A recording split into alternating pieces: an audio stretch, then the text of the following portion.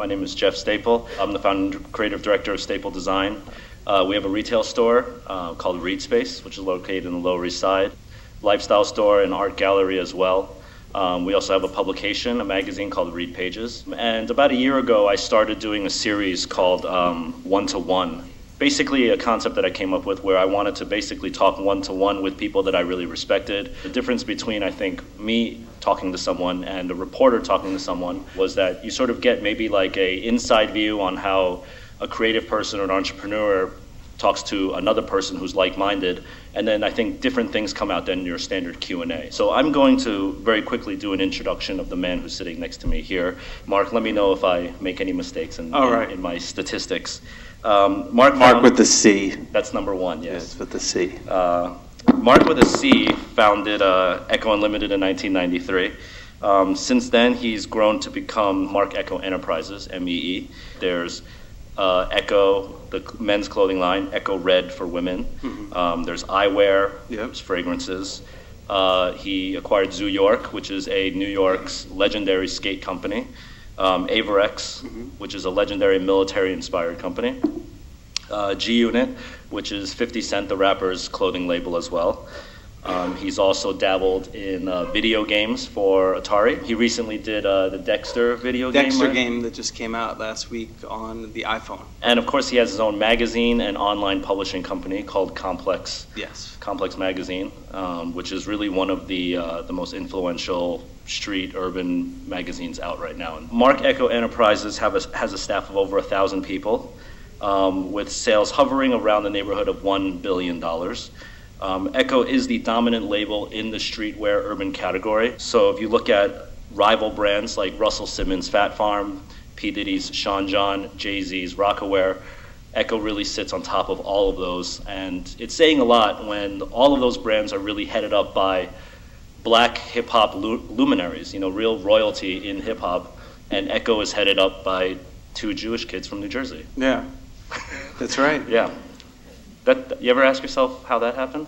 I don't know that I ever asked myself how that happened. I mean, I grew up in the 80s in a really unique time within popular culture when hip-hop was this very kind of like naive and emergent thing, and it was clearly a movement, and I had the good fortune growing up in a community that was really ethnically diverse, and the music of choice that everyone's listening to is hip-hop. So you're a product of your environment. I know that sounds cliche, but that's the truth. I think often I try to connect to what genuinely young people are vibing off of, rather than what I alone in my kind of very LES to 23rd Street kind of worldview thinks is what's cool. I try to vet that by being aware of where a consumer base really is and what their feeling is, what's next, and how to signal to them. And also not having like, I think, drunken ambitions of trying to be something that I'm not. When I first launched Marc Ecko Cut and Sew, I had Ralph Lauren-itis, where, I wanted to do, like the lapel and the flat front pants, the non-denim. Denim is so passe. Denim. I don't want to look at denim. Denim is for Ecko Unlimited only. Right. Or that's too graphic. Like I was in, it was kind of like here was my coming out party for that. And I was just so off the mark. I mean, people wanted to see that brand grow. There was a consumer base, but they were kind of scratching their head, like, because my consumer was really still either a sneakerhead or someone that grew up with my brand, actually liked my roots of graphic design and illustration and art and like graffiti. And the more honest I was to what I was good at, which was me in a garage in Lakewood, New Jersey, airbrushing a t-shirt for like, a friend or some girl I was hoping to be with, that's being more authentic to who I've been since I was 14 years old. I think it's one of the things, being in this business, appealing to this demographic, you have to be, pretty fluid and pretty, you attempt to be as introspective as possible, not at the point where it totally incapacitates you, where you can't make a decision, but how do you balance like being commercially responsible with something that's creatively gratifying enough. I mean, recently, there's been a lot of press, news, rumors about the current state of your company and the empire that you've built. Yep. I always like to hear it from the horse's mouth. There was a tremendous amount of debt that I incurred about 2 years ago in expanding the retail operation, when we came off of a year that was a very cash positive year. And the perfect storm of the economic crisis of the last year and being in an overly expansion mode has you, like, at one day you're planning 150 retail stores, the next day you're planning on how you're going to cut back 20 of them. So all of a sudden, the guys you owed a lot of money to, it's like they say, you think you own the company. You really don't own the company. The bank owns the company. So it became the focus number one in terms of taking down our term debt.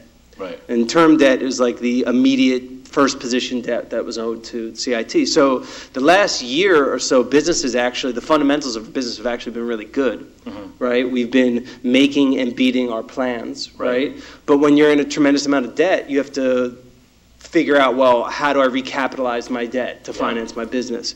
You can't be overly emotional about it. You can't hold on to your nostalgia. You can't have nostalgia paralysis. You can't be paralyzed by the emotional parts of what you want to do because you did it before. Right.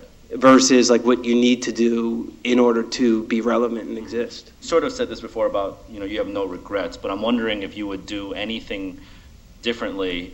Is this a gotcha? Like, what are you trying to do here? I mean, it's kind of like a loaded question. I mean, like, it's kind of like, do you wish it didn't rain last week? Like, you can't change it. It's like having regrets. It's like acid that rots the can. Could I have done? Shoulda, coulda, woulda. Yeah, you know what? But then it wouldn't have been the path that I'm on. I don't know. I've never found it a healthy thing to kind of have any real regrets. But the things that I fucked up on, I fucked up on plenty of stuff. Right. Hey, hello. But Hey, raise your hand if you've never fucked up. You never fucked up? You just fucked up right there.